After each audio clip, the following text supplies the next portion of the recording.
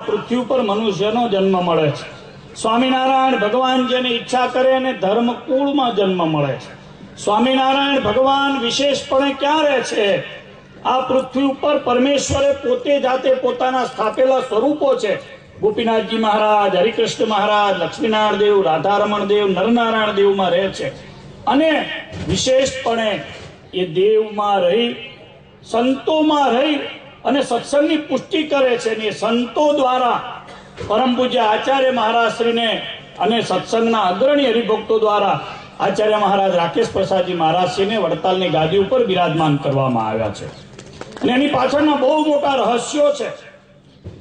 એક વિશ્વવલ્લભ સ્વામી અહીંયાથી કથામાં એક બહુ મર્મભરી વાત કરી હતી મહારાજશ્રી પધાર્યા પછી, કે અમારા જેવા અનેક 400 ઉપરાંત સંતોને દીક્ષા આપી અને આચાર્ય મહારાજે આ સંપ્રદાયનું બહુ મોટું ગૌરવ વધાર્યું છે। આચાર્ય મહારાજ સિવાય આ સંપ્રદાયમાં સ્વામિનારાયણ ભગવાનના રૂલ્સ પ્રમાણે કોઈ બીજું દીક્ષા આપી શકતું નથી। જ્યાં સુધી આચાર્ય મહારાજ દીક્ષા ના આપે, કહેતા દીક્ષાનો મંત્ર આચાર્ય મહારાજે આપવાનો છે, મંત્ર ના આપે ત્યાં સુધી કોઈ સંત આ સંપ્રદાયમાં બની શકતા નથી। સંત બન્યા છે વિશ્વવલ્લભ સ્વામી તો સુંદર મજાની અહીંયાથી વાલ્મીકી રામાયણની આપણને કથા કહી રહ્યા છે। આપણને ઊભું પણ થવાનું મન ન થાય એવી દિવ્ય કથા અહીંયાથી કહી રહ્યા હતા। આચાર્ય મહારાજે દીક્ષા આપી, સંત બન્યા, આ સંપ્રદાયના રૂલ્સ પ્રમાણે કથા કરી રહ્યા છે। આ સંપ્રદાયનો ઢાળો છે, સંપ્રદાયના 6 અંગ છે: દેવ, મંદિર, શાસ્ત્ર, આચાર્ય મહારાજ, સંતો અને હરિભક્તો। આ 6 ફંડામેન્ટલ ઉપર, 6 પાયા ઉપર આ સંપ્રદાય ઉભો છે। જ્યારે આચાર્ય મહારાજ સંતો ન બનાવે તો સત્સંગ કોણ કરે? તમને બધા એના ભેગા કર્યા છે, કોણે કર્યા? તો કે પૂજ્ય ભાનુ સ્વામીએ કર્યા। હમણાં જ આપણા એક યુવાન અનિલભાઈ આ ગામના જ અહીંયા આવીને વાત કરી કે અમને આધ્યાત્મિક જ્ઞાન આપનાર અમારા ગુરુ વિશ્વવલ્લભ શાસ્ત્રીજી છે। શાસ્ત્રીજીએ જો પ્રેરણા કરીને એમને ભગવાન ન ઓળખાવ્યા હોય તો એ જીવ ભગવાન સાથે ન જોડાય। સંતો ભગવાનને ઓળખાવે છે। ભગવાન તરીકે સંત પૂજાય છે ત્યારે કે જ્યારે ભગવાનને ઓળખાવે છે। એ પણ ભગવાનને ઠેકાણે નહીં, ભગવાનના રિપ્રેઝેન્ટેટિવ તરીકે। પણ એને દીક્ષા આપવાનું પવિત્ર કામ તો માત્ર ને માત્ર આચાર્ય મહારાજ દ્વારા થાય છે। જો આચાર્ય મહારાજ દીક્ષા ના આપે તો વર્ષો સુધી આ સંપ્રદાય સંતો વિનાનો થાય ને એને કારણે સંપ્રદાયનો વિકાસ અટકે। આચાર્ય મહારાજ અગાઉના એ 10-10 વર્ષો સુધી જ્યારે સંતોને દીક્ષા ના આપી ત્યારે એમને ગાદી ઉપરથી જવું પડ્યું છે। સંપ્રદાયની આપણી પ્રણાલિકા છે કે શ્રીજી મહારાજે જે સ્વરૂપને પૂજવા માટે આપ્યું હતું એ સ્વરૂપોને આપણે ધ્યાન કરીએ છીએ, ઉપાસના કરીએ છીએ, એ દેવોને માનીએ છીએ। એ જ રીતે ગાદી ઉપર બિરાજમાન આચાર્ય મહારાજ જે સ્વરૂપની મૂર્તિની પ્રતિષ્ઠા કરી આપે છે, જેની આરતી કરે છે, જે ઉપાસના કરવાને યોગ્ય છે એવું આચાર્ય મહારાજ આવીને કહે છે, ત્યારે એ મૂર્તિ આપણા સૌના ધ્યાન કરવા અને ઉપાસના કરવા માટે યોગ્ય બને છે। ઇવન ગાદી ઉપર બેઠેલા આચાર્ય મહારાજના દીકરા લાલજી મહારાજને પણ મૂર્તિ પ્રતિષ્ઠા માટે કે મૂર્તિ આપવા માટેનો હક શિક્ષાપત્રી આપતી નથી। માત્ર ગાદી ઉપર બેઠેલા આચાર્ય મહારાજના દીકરાને જ લાલજી મહારાજ કહેવાય છે। બાકી તો ધર્મકુળમાં જેટલા છે એ બધા લાલજી મહારાજ જ છે।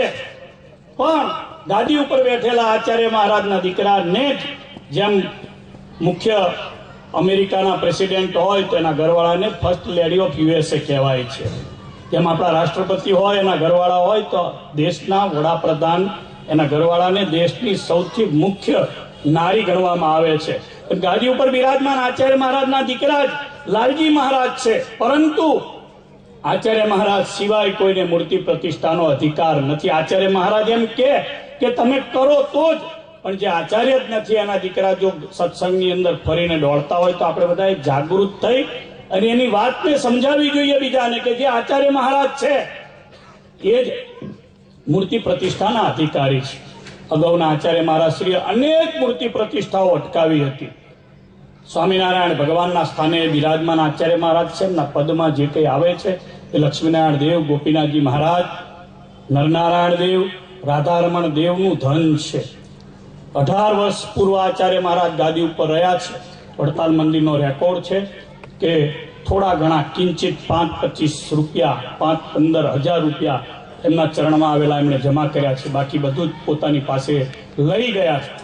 રાકેશ પ્રસાદજી મહારાજ જ્યારથી વડતાલની ગાદીએ બિરાજમાન થયા ત્યારથી લક્ષ્મીનારાયણ દેવની તિજોરીમાં કરોડો રૂપિયા જમા થયા છે। રાકેશ પ્રસાદજી મહારાજનું જમા પાસું 13 વર્ષની અંદર સેંકડો સંતો બનાવ્યા, સેંકડો મંદિરની મૂર્તિ પ્રતિષ્ઠાઓ કરી, પોતાના ચરણમાં આવેલી તમામ ચરણ ભેટ મહારાજની આજ્ઞા પ્રમાણે હાઈકોર્ટની બનાવેલી સ્કીમ પ્રમાણે પણ મહારાજશ્રીએ જમા કરાવી છે.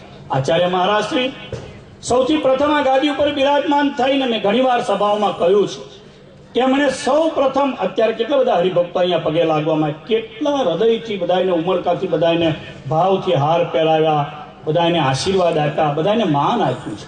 જે આમ આ જગતમાં માન આપે છે ને એને જ માન મળે છે.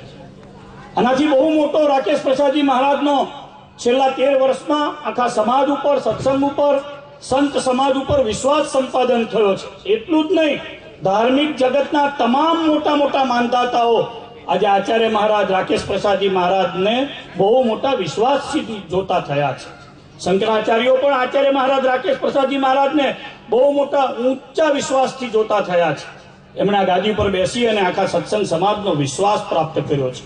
અને બધા કરતા જે પ્રેમ આપી શકે છે એને જગતમાંથી પ્રેમ મળી શકે છે. આચાર્ય મહારાજે નાના નાના સંતોને, મોટા સદગુરુ સંતોને, વડીલ હરિભક્તોને, નાના નાના હજારો હરિભક્તોને પ્રેમ આપ્યો છે.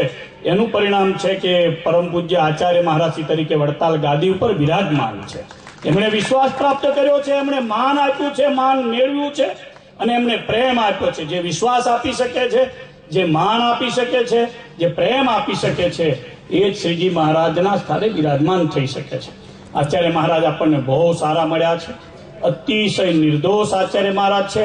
આ આચાર્ય મહારાજનો જે સહેજે સહેજે પ્રેમ મેળવે છે એને અક્ષરાધિપતિનો પ્રેમ મળે છે. એમાં કોઈ બેમત નથી, એમાં જરા પણ અસત્ય નથી. ને જે આચાર્ય મહારાજનો દ્રોહ કરે છે, જાણે કે અજાણે, સહેજે સહેજે એને સ્વામિનારાયણ ભગવાનના નંદ સંતોના કરેલા દાખલાનું અને મોટા હરિભક્તોએ અર્પણ કરેલી આટલી મોટી જાયદાદો, આટલી વિશેષ ભજન અને ભક્તિના દ્રોહનું પાપ લાગે છે. આ નાની વાત નથી, આ બહુ મોટી વાત છે. સત્સંગ દોડવાથી ઇતર સંપ્રદાયો આ સંપ્રદાય ઉપર હાસી કરે છે.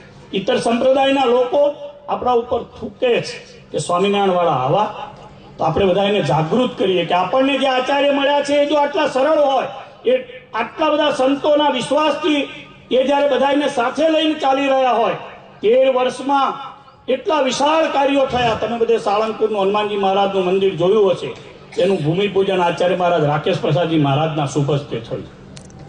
વિશ્વવલ્લભ સ્વામી આપણા પૂજ્ય શ્રી અશ્વિની કુમારમાં સરસ મજાનું 9 શિખરનું વડતાલનું મંદિર બનાવી રહ્યા છે. એનો સંકલ્પ આચાર્ય મહારાજ રાકેશ પ્રસાદજી મહારાજના શુભ હસ્તે થયો. એનું ખાતમુહૂર્ત પણ થયું. 2 વર્ષમાં એની ધજા પણ ફરકશે ને એની પ્રતિષ્ઠા પણ થશે. બહુ વિશાળ મંદિર સુરતમાં આપણું બની રહ્યું છે. રામેશ્વરમમાં, ઉજ્જૈનમાં, ઇન્દોરમાં, જલગાંવમાં, ધોલેરામાં નવું મંદિર બન્યું. જે લોકો વિરોધ કરી રહ્યા છે, માત્ર ગઢડા મંદિરની અંદર પૂજ્ય ભાનુસ્વામી એક બિલ્ડિંગ શરૂ કર્યું હતું, હજુ પૂરું નથી કરી શક્યા, એટલો એમણે વિકાસ કર્યો છે. સત્સંગમાં માત્ર દોડવા સિવાય, સત્સંગની અંદર ઉદ્વેગ આપવા સિવાય બીજું કોઈ કામ એ લોકોએ કર્યું નથી. આપણે આજે શાકોત્સવના નિમિત્તે શ્રી હરિને પ્રાર્થના કરીએ કે ગઢપુર પ્રદેશની અંદર આપણે સૌ એકત્રિત થઈ, ખભે ખભો મિલાવી, રાત દિવસ જોયા વગર તમામ પ્રદેશની અંદર આવા મોટા મોટા શાકોત્સવોના આયોજન કરીએ. પૂજ્ય ભાનુસ્વામી એમાં જે લીડરશીપ લઈ રહ્યા છે, એમાં તમામ સંતો હરિભક્તો આપણે સાથે રહીએ.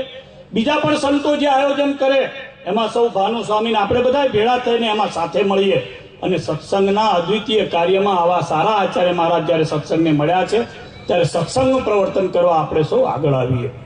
હવે સારંગપુરની અંદર પણ મોટો શાકોત્સવ છે. સારંગપુરમાં નવા કોઠારી આવ્યા છે. હું ખાસ કરીને લાઠીદળ વાળા ભાઈઓ અહીં બેઠા છે. લાઠીદળમાં મોટો શાકોત્સવ કરો. જેવો તેવો ના કરશો. 10-15 હજાર હરિભગત ભેગા થાય એવો મોટો શાકોત્સવ કરો.